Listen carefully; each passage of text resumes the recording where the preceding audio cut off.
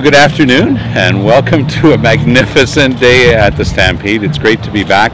It's wonderful to see the Stampede. Of course, last year the strength and resilience of Calgary was a wonder to the world, and seeing it back well over the million mark this year is frankly a testament to the strength, the character and the determination of a great city. And it's been great to be here again, as we have been every year since I became leader of the party, soaking up some of the atmosphere and the fun with the people here. And when Mr. Harper was here for his Stampede barbecue, he made some comments about the demise of Quebec separatism under the Harper government's watch, and basically took some credit for that. What are your thoughts on that?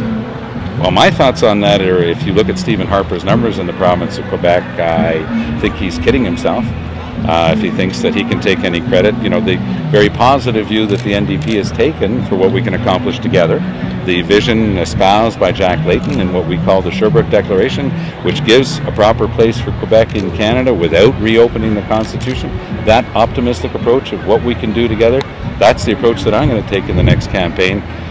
To be honest with you, I saw Mr. Harper again this week going after the question of the national regulator on securities. And you know what? He's leaving out provinces as important as Alberta and Quebec and Manitoba, and he's doing what he always does, dividing and conquering. He's never attended a single meeting of the Council of the Federation since he became the Prime Minister of our country.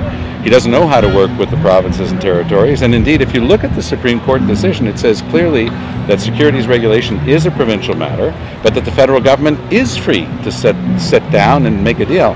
And Mr. Harper can't claim that he can go forward with this without provinces as important as Alberta, Quebec, and Manitoba. So we've got, again, Quebecers look at what he says he's accomplished, and then they look what he actually does. And in the same week where he was boasting that he can take credit for the decline of the popularity of the sovereignist option in Quebec, he's out there once again going against a Supreme Court ruling that said that this was a provincial matter. So that's the reality of Stephen Harper, and Quebecers know how to decode that. How do you think it played in Quebec, those comments? With regard to... I don't know, his comments about separatism. Well, with a shrug and a smile. I mean, people don't take Stephen Harper seriously on these issues because they know that he's never there. He doesn't understand them, and whenever he does makes a concrete move, like he did on the National Securities Regulator this week, it doesn't take into account provincial jurisdiction, whether it's in Alberta or Quebec.